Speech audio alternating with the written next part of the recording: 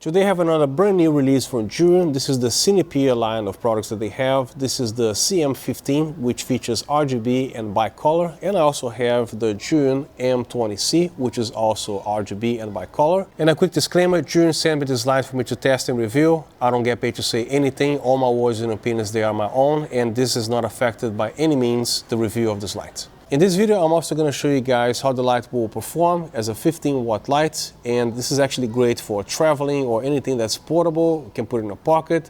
You can use these lights to be hidden somewhere on a bookshelf as an accent light or behind you, or as an on-camera light or vlogging, something like that. The M20 is not part of the CINEPEER line of series that Zhiyun makes. The CINEPEER is more of a budget-oriented product, and this is 20 watts and this is 15 watts. And the M20C comes with more things, and this light only comes with this light, the little mini diffuser, and also a USB-C to USB-C. Inside the box of the CM15, you're going to find a box like this, which has a high-density foam inside. There is no pouch, but you can also buy this separately, the same exact cage that comes with the M20C combo. You can actually install it here because these lights, especially on the back, they are the same exact size, so either one will fit in this little cage here. This light only weighs 141 grams and it has a luminance of 1280 lux, and it also has RGB, which means you can actually adjust the green magenta correction here.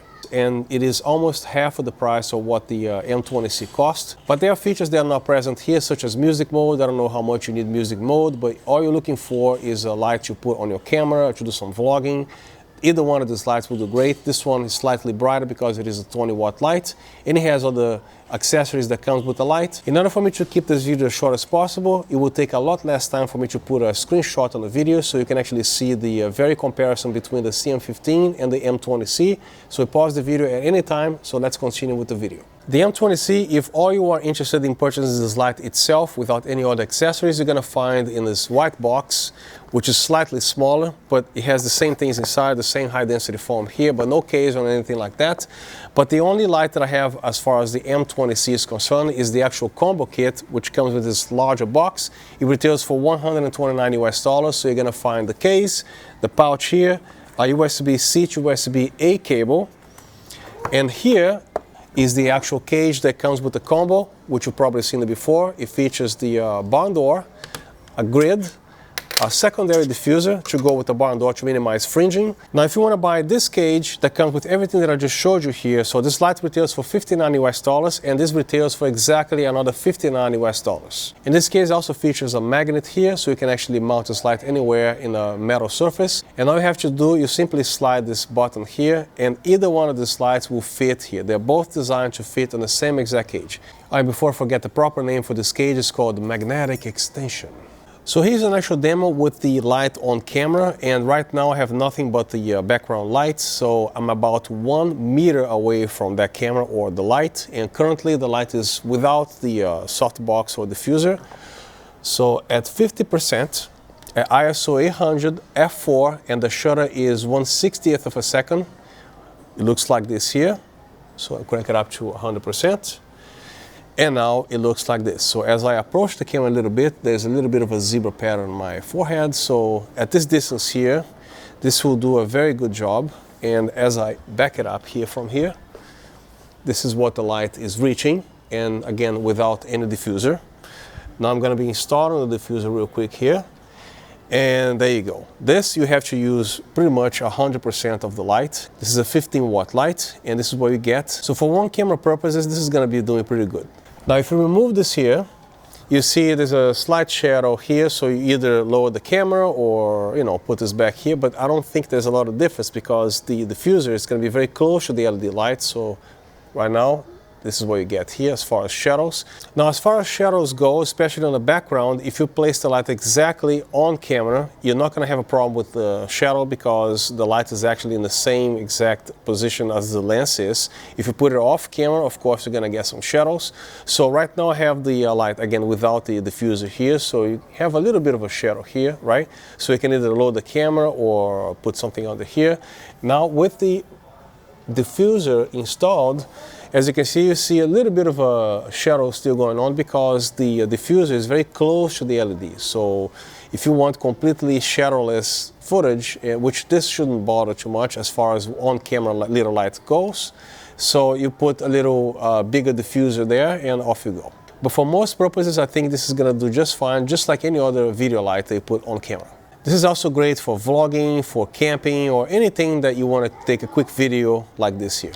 Now for this type of purposes here, which I'm going to use this light, exactly the setup that you see here on camera, about this distance right here.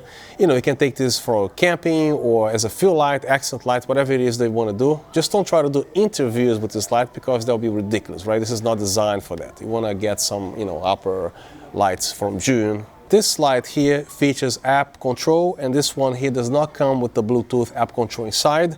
The M20C features music mode. I don't know how important that is to you, but if you need that, you gotta buy this light here. And this one is 20 watts and this one is 15 watts. And also you're gonna find more LEDs on the M20C and less LEDs on the CM15, of course. The CM15 at 4300 degrees Kelvin set to 100% brightness will last about 35 minutes per time, and the M20C at the same 4300 degrees Kelvin running at 100% brightness will run about 40 minutes. Now I'm going to be actually shutting off this light, and I have both of these lights set to 5600 degrees Kelvin on each one. And let me test my exposure here. And this is what it looks like side by side on each side of my face here, to see if we have any difference between colors. One is greener than the other one, or more magenta, or vice versa. So pause the video and take a look. Now the thing is, even if there is a difference between this light and this one being more green or this one being more magenta or whatever, this only applies to skin. If you actually place this light on a background there, that's not going to be anything to be concerned about unless you actually place this light exactly side by side on a tiny surface there, that, you know, that's going to make a difference as well. But comparing what these lights are and their price and what they are designed for, you'll be a little bit silly to be super critical to be actually measuring all these things with, you know, lights like this here. You're not going to be doing anything extremely professional with these lights or doing interview on a set with these lights. That'll be ridiculous, right? Just so you know, ZHIYUN also makes a very nice, heavy-duty, very strong ball mount, and you can actually have the choice of a 1/4-20 with an adapter here that comes included with this piece, or the 3/8, right? And it has a very nice thread in here, not too tall, not too shallow. And also one little flaw that I just discovered here. So when you actually mount this ball mount in the light, the actual diffuser is going to be in the way. So to remove this is going to be a little bit difficult, and you can actually chew on this thing here, which you don't want to do. So first, remove this diffuser and then install the ball mount here. And then you just drop the diffuser right here and going a little bit over this here. So it should hold. As you can see, it does not fall. So just to be aware of it. So then you can remove and put it back again as many times as you want. So even if you use a tiny little ball mount, the same thing will happen. It's still going to be in the way of the diffuser, as you can see. So I'm installing it right now, and there's a little bit in the way here. But again, it shouldn't be a big deal. Even if you want to shake it like this, especially with a small one, it's not going to go anywhere. I don't know how much of a need you're going to have to shake this thing here, but if you do, it's not going to go anywhere. So just in case you're looking for power in the light, as I'm showing you here, if you have a V-mount battery, that it is capable of delivering USB PD to this light. So one thing to keep in mind, if you are in the middle of a take, every time you unplug the cable here, the light will have to reset itself to battery detection. Once you plug in here again, it's going to be happening the same thing again and again. So just so you know. So right now I have the V-mount supplying PD power to this light, and right now I actually have a reading of PD 45 here. So I'm going to be very carefully clicking on this light meter. I'm reading exactly f4.0. Now I'm going to unplug to see if there is any brightness difference here, or if there is more or less power. So clicking on this light meter is reading exactly f4.0. So there is no difference between plugging this battery here, this way, or on the battery itself. So it also depends, again, on the type of battery that you have, the brand, or whatever circuitry it has inside. So this one here, again, is reading USB PD 45. So here I have the cable coming from my big USB PD power supply. Hopefully that thing is not going to fall because it's being hung by the actual AC cable, long story short. So right now here I have the reading of f4.0. I'm going to very carefully, without moving the light, unplug out of here. And let's see what happens. Now I have here USB PD 100. Let's see what happens to the reading there. It's still reading 4.0. So it doesn't matter if it is supplying USB PD 100 or 1000 or 45 watts. Here I'm just filming something quickly with my iPhone just to show you the USB power delivery device that I use. It has a very nice display that shows you the wattage and everything else. And here, let me decrease my exposure, it says PD 100, which is pretty cool. And also with the inverse square law, when you actually have this light close to the subject, like this close, and then you back out just this little bit here, you lost 75% of the light intensity. If you don't know anything about the inverse square law, just search on YouTube the inverse square law for lighting and try to understand that, because this is going to actually help you a lot. You can't do lighting without the inverse square law. Just search for that, because this is going to be a content for another episode here, right? So anyway, so let's talk about fan noise, which most people will discuss about fan noise. I don't like fan noise either, but for something like this here, it's the least of my concerns. But here's what the fan sounds like at 100% at full blast. So it's going to be this close to the microphone. Now from over here, especially if you turn the light around, you don't hear much. Especially at a meter away, you're not going to be, again, you're not going to be using these lights for interviews, right? Or anything critical. That'll be, you know, hair light and everything else. You can actually use all the Zhiyun products, you know, the proper thing to do an actual studio interview for hair light and all that stuff. This is actually supposed to be fun, you know, so relax with the fan. So here will be the proper hair light for you, for example. Zhiyun recently released the B series. This is the B100. They also make the 300, 200, and 500.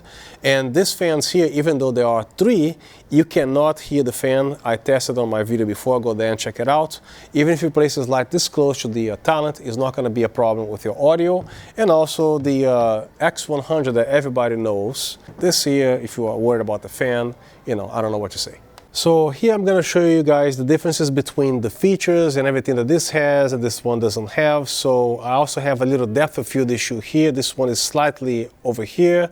So I actually have to film this as close as I can so you can actually read the displays. Hopefully you can see that. So here you have your CCT and the same function here. Scroll all the way down. You see this only. So the CCT, the green magenta correction, pressing the button for the next step. You have the HSI right here. Same exact thing, the dim, hue, saturation, and nothing else. Hue, saturation, nothing else. Okay, next. Here's the RGB, and you can also have this setting here, the same exact thing. Click next. This one here you have the effects, and you can actually adjust the speed and the CCT. This one you can actually adjust the speed and CCT as well. Okay, next. This one is the language and the version, and this one here features a music mode that this one does not have. And here you can actually adjust the dim, the number, this thing here, whatever that is, that's it. And next will be the same thing, the menu, language, reset Bluetooth, yes, this one does not have Bluetooth. And finally the version. Click here, back to CCT. Another thing to notice is the CM15 comes with a built-in quarter 20 thread on the bottom, and this one here does not. You will need the cage to mount here. So here I have both of these lights exactly 1 meter away, or roughly 3 feet, and I'm going to be doing a brightness test here. So I currently have my light meter set to ISO 800. Now let's see what kind of readings we're going to get here. So exactly from this light to here, we're reading about 28.2. And that's at 100% without diffuser. Now as you can see, the light is with the diffuser now, so let's see what we get. From f2.8 it will be dropping down to, let me focus this thing here, to f2. Now I have the M20C, and of course this one now is turned off. And before we were at f2.8.2 without any diffusion, so this light will provide 28.7, 28.8. So you went from f2.8.2 to 28.8. And that's the end of my review. I hope you found the contents helpful. If you have any questions, please feel free to drop them down in the comment section. I'll try to respond to everything that I see there. So once again, thank you so much for being here, and I'll see you next time.